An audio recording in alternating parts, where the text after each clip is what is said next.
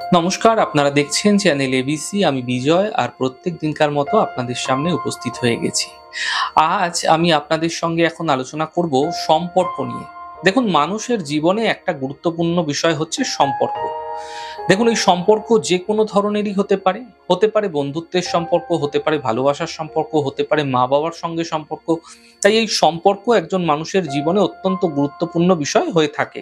তাই বিশ্বাস করুন, যদি আপনি সম্পর্কের মধ্যে সমতা রক্ষা করতে পারছেন না এবং আপনার সঙ্গে সম্পর্ক মানুষের ভালো থাকছে না, কোনো মানুষের ক্ষেত্রেই এমনটি হচ্ছে, তাহলে আপনার ভাগ্য দুর্ভাগ্যে পরিণত হতে পারে। তাই ভাগ্যে চমক আনার জন্য সম্পর্ক ভালো রাখা অত্যন্ত জরুরি, ভেবে দেখবেন। তাই আজকে আমি আপনাদের সঙ্গে আলোচনা করব সম্পর্কের মধ্যে যে সমস্যা থাকে সেই সমস্যা কিভাবে দূর করা যেতে পারে সহজ প্রয়াসে। দেখুন, প্রথমে আলোচনা করব সম্পর্কের মধ্যে ভাঙন ধরানোর জন্য এবং সম্পর্ক তৈরির জন্য কোন গ্রহ মুখ্যত দায়ী হয়ে থাকে। দেখুন, জীবনে অনেক ধরনের সম্পর্ক হতে পারে, এমনটি না কি একই ধরনের সম্পর্ক হয়ে থাকে মানুষের। তাই আলাদা আলাদা সম্পর্কের জন্য আলাদা আলাদা গ্রহের প্রভাব পড়তে দেখা যায়। যেমন ধরুন, রবি পিতার সঙ্গে সম্পর্কের সংযোগ রেখে থাকে।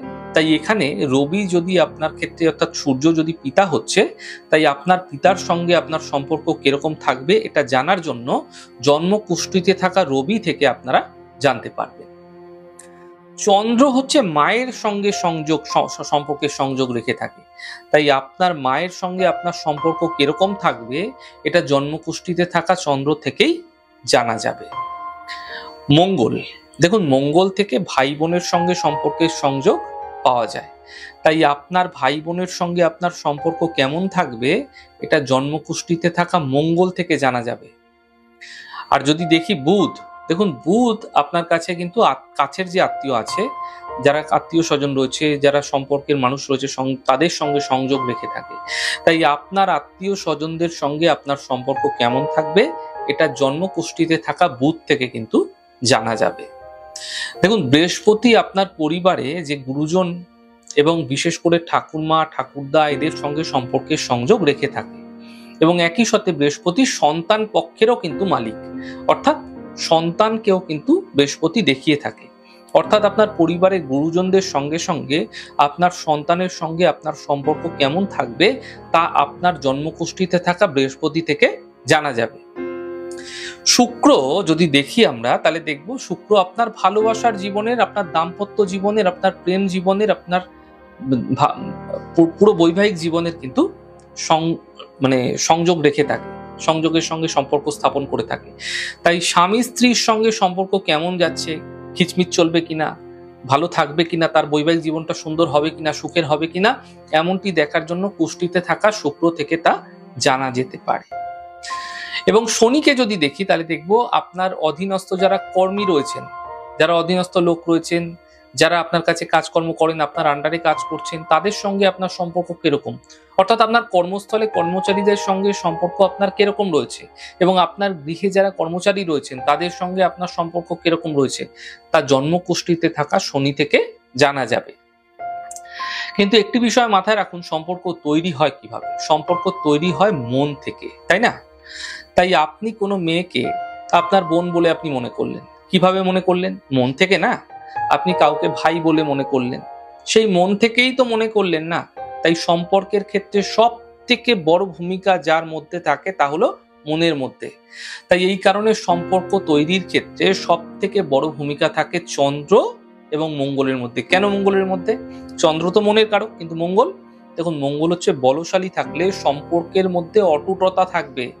অর্থাৎ সম্পর্ক তো তৈরি হলো, কিন্তু সম্পর্ক কি দীর্ঘস্থায়ী হবে, না সম্পর্ক দ্রুত ভেঙে যাবে?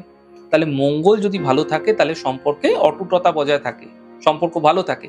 তাই সম্পর্ক তো আছে, কিন্তু সম্পর্কের মধ্যে কতটা অটুটতা রয়েছে সেটা দেখার জন্য অবশ্যই মঙ্গলের বিচার জন্মছকে প্রয়োজন রয়েছে। আর চন্দ্র এখানে সম্পর্কটা দেখানোর জন্য নয়, মন থেকে আপনি সম্পর্কটা কতটা পালন করছেন, যতক্ষণ না পর্যন্ত আপনার মনে সম্পর্কের কারণে প্রেম প্রকট হচ্ছে, ভালোবাসা জন্মাচ্ছে, তা না হলে সেই সম্পর্কের কোনো মানে নেই। এই কারণে সম্পর্ক গড়ার ক্ষেত্রে এবং সম্পর্ক টিকিয়ে রাখার ক্ষেত্রে চন্দ্র এবং মঙ্গলের ভূমিকা অত্যন্ত গুরুত্বপূর্ণ হয়ে থাকে জন্মছকে। দেখুন, কোন গ্রহ কোন ধরনের সম্পর্ক পালনে সহায়ক হয়ে থাকে সেই বিষয়ে আলোচনা করলাম, কিন্তু এমনটি তো কখনো হয় না যে সব সম্পর্কই মানুষের ভালো হয়। কখনো কখনো আপনি না চাইলেও সম্পর্কের মধ্যে ভাঙন চলে আসে, সম্পর্কের মধ্যে ফাটল ধরে যায়।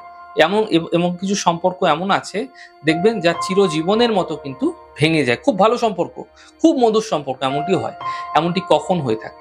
দেখুন, যদি সম্পর্কের মূল গ্রহ কমজোর হয়ে যায়, দুর্বল হয়ে যায়, তাহলে সম্পর্কের মধ্যে সমস্যা অবশ্যই তৈরি হতে দেখা যাবে।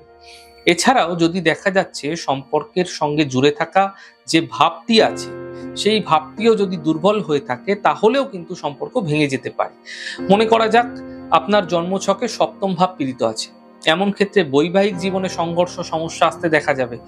আপনার মানে হাজবেন্ড ওয়াইফের মধ্যে কিন্তু সম্পর্ক ভালো থাকবে না, এমনকি দাম্পত্য জীবনে বিচ্ছেদের মতো পরিস্থিতি হতেও তৈরি হতে দেখা যেতে পারে। তাই সম্পর্কের মধ্যে যদি রাহুর প্রভাব থাকে, তাহলে নিশ্চিতভাবে জানবেন সেই সম্পর্ক ভেঙে যায়, নষ্ট হয়ে যায়। কেন কি সেই সময়কালে মানুষের মধ্যে ভুল ভ্রান্তি হতে থাকে এবং একই সাথে ভুল বোঝাবুঝির শিকার উভয়কে হতেই দেখা যায়, এবং সেখানে অহংবোধের প্রবাল্যও কিন্তু দেখা যায়।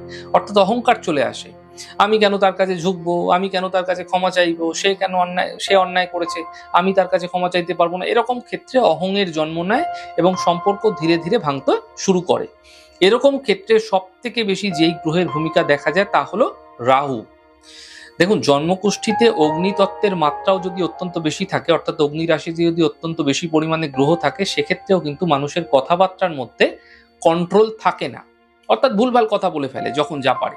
তাই সম্পর্কের ক্ষেত্রে অত্যন্ত গুরুত্বপূর্ণ ভূমিকা কথায় যদি কোনো মানুষের ক্ষেত্রে কন্ট্রোল না থাকে, তাহলে তার সম্পর্ক তো নষ্ট হতে দেখা যাবেই। এছাড়া চন্দ্রমঙ্গল যদি জন্মকুষ্ঠিতে খারাপ হয়ে যায়, তাহলেও কিন্তু সম্পর্ক শুধুমাত্র দেখানোর জন্যই তৈরি হতে দেখা যায়, মনের মধ্যে কোনো গভীর ভাবনার প্রকাশ সেই সম্পর্কের জন্য পাওয়া যায় না।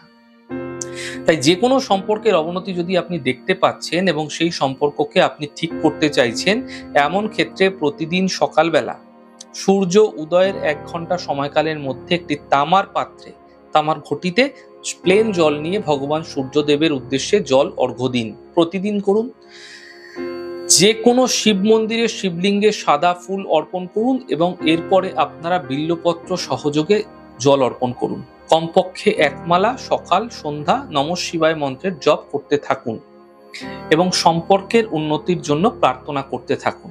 সম্পর্কের মধ্যে ধীরে ধীরে উন্নতি হতে আপনারা এমনটি করে গেলে অবশ্যই দেখতে পাবেন। আজকে আলোচনা করলাম সম্পর্ক সম্বন্ধীয় বিভিন্ন ধরনের বিষয়গুলি। আমাদের ছোট ছোট আলোচনা আপনাদের কিরকম লাগছে অবশ্যই লিখে জানাবেন। যদি ভালো লেগে থাকে সেক্ষেত্রে লাইক করতে, কমেন্ট করতে, সাবস্ক্রাইব এবং শেয়ার করতে বন্ধুদের সঙ্গে ভুলবেন না। অনেক ভালো, সুন্দর, সুস্থ থাকুন। আগামী পর্বে দেখা হবে। নমস্কার।